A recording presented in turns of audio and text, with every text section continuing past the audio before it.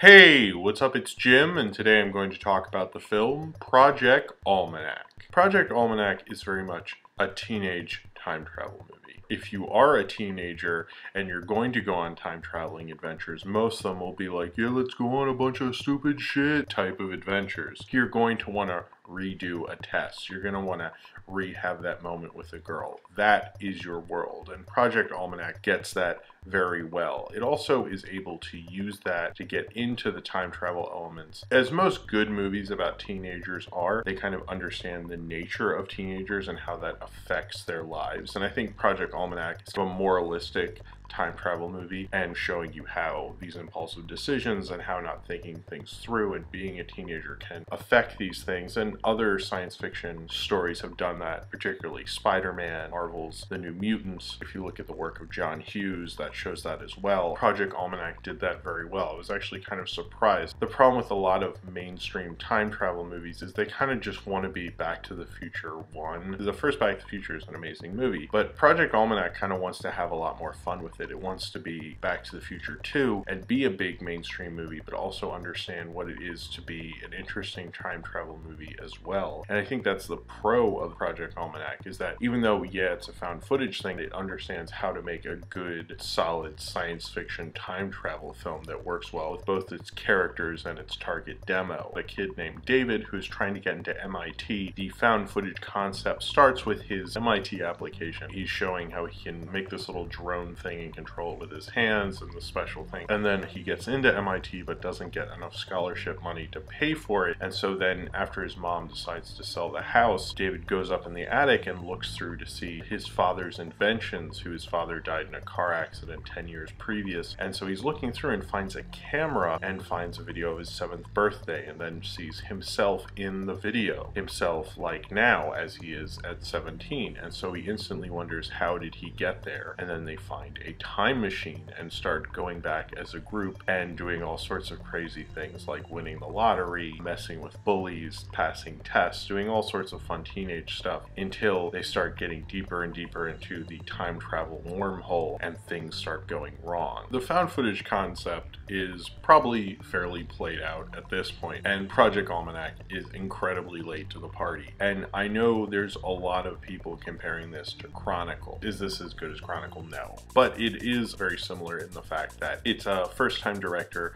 covering a science fiction topic through found footage. And I often wonder, like, with this and Chronicle, almost like they have to use the found footage concept for the film to get made, which is kind of a sad commentary on how studio filmmaking works now, that like a first-time director can't just be given like a cheaper movie. He has to make it in a found footage thing for some reason. Like they won't allow it to be made in any other way. They like won't allow like cheaper science fiction films to be made unless they're found footage for whatever reason. And so these first-time filmmakers have to make it under this like weird little subgenre. It would be more interesting if this was just, you know, a cheaper studio kind of film, but whatever. Certainly Chronicle had a better cast and a better director. They're also kind of different movies and going for different things. Certainly the teenage attitudes play into both. Project Almanac can be compared to a lot of movies.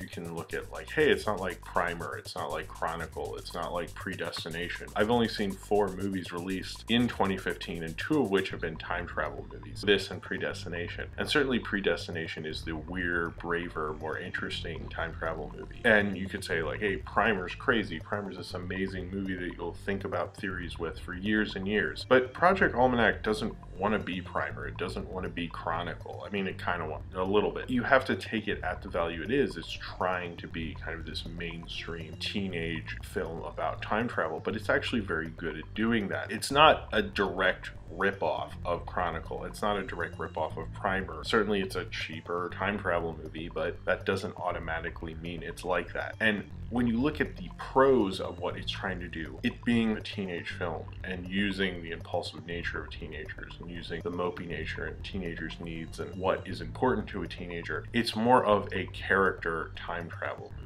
It really goes into the madness time travel can create. It goes into weird time travel loops. It goes into all sorts of interesting elements of time travel, but also you understand these characters. It doesn't do any radical shifts like Biff World or anything like that, but it gets the human element. Like, how many times in your life have you thought, like, if only I could have met this person a year before, or my girlfriend or my wife years before, and done that before, done this better, or not done this. Whether you think about the fantastical nature of time travel or just wish you could have done that differently, Project Almanac kind of goes into the need you have as a human to wish you could have that, and the wish fulfillment that would come with that if you had time travel. The character of David, Johnny Weston, probably gives the best performance in this film. At first, I wasn't really sure of him, but as the film went on, I felt more and more sure of him as the madness goes on. Apparently, he was in Taken 3, so far I've actually seen this guy in 2 movies this year. He deserves some sort of an award for being in 2 January movies. I don't think that would be a good award, though. In the other things that he's seen, he's just kind of a forgettable placeholder kind of an actor, but I think in this was able to show both his intelligence and his nervousness, but also later his madness. When he's time traveling, going through all this time, like, he was never resting, and he really like wore that on his face physically very well. The director, Dean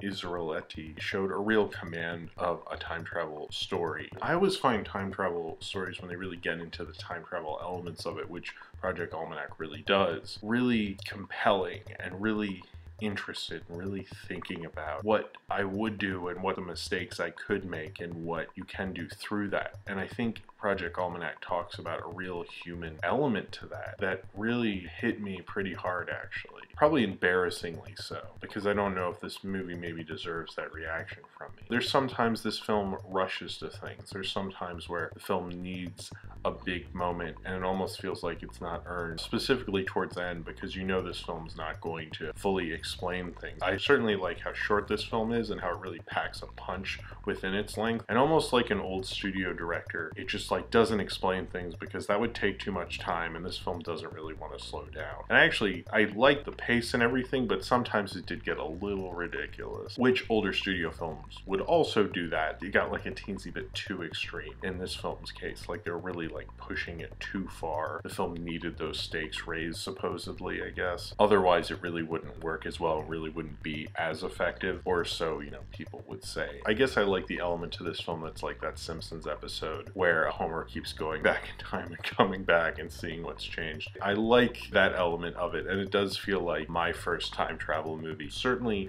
there are better time travel movies. Hell, Predestination just came out, and that's more of an interesting, ballsier time travel movie. And Project Almanac is like not even trying to do that. What Project Almanac is trying to do is doing a very digestible teenage found footage type of time travel movie, and it does it very well. It actually gets the found footage element to kind of work within it as best you can. I mean, there's a part where it goes, you have to film everything from now on, which does actually work within the plot, I will say, but that moment is ridiculous. Project Almanac did a sufficiently good job at doing a time travel film. It's the kind of movie that when I was a super dorky middle school kid and watched the Terminator movies and Back to the Future nonstop, I would be totally into this movie as well, and I think deservedly so. It's definitely very like Michael Bay produced, but it's had kind of more of an interesting morality about being a teenager, about being impulsive, about what really matters and skipping through things and not really earning certain elements and what those effects can really have on you. The moralistic view through time travel, it's a little Twilight Zone-y. I'm noticing when people do smaller science fiction films in terms of the budget, it often feels a little Sterling-esque. When you don't have as big of a budget, you're like, okay, well, the storytelling has to be tight. And I think the storytelling in this film is rather tight. It does feel like very young adult, but it actually kind of worked for it. And I have to admit, I was really pleasantly surprised by Project Almanac. All the fun, stupid shit the teenagers are doing at the beginning is just the fun, get the audience in so we could do all the more interesting stuff later in the film, which I thought really, really paid off for it and got me more and more interested in it. And it made me kind of hit me harder because you go through these incredible highs and just so it can like crash down on them with these incredible lows. What this film really gets right is understanding how to make both a strong storytelling character kind of mainstream multiplex time travel movie while still kind of getting into the more interesting, moralistic, dark aspects of it, but not really faulting in stupidity. If it does anything silly or stupid with these teenage characters, it gets it to pay off. even if they go to Lollapalooza. It gets it to work for the time travel film. There are certain time travel movies that are more about character. Groundhog Day is certainly one of them. Looper also, which is both of those films are referenced in this movie. A character time travel film are always interesting and always kind of grab you, and they're easier to go down as an audience.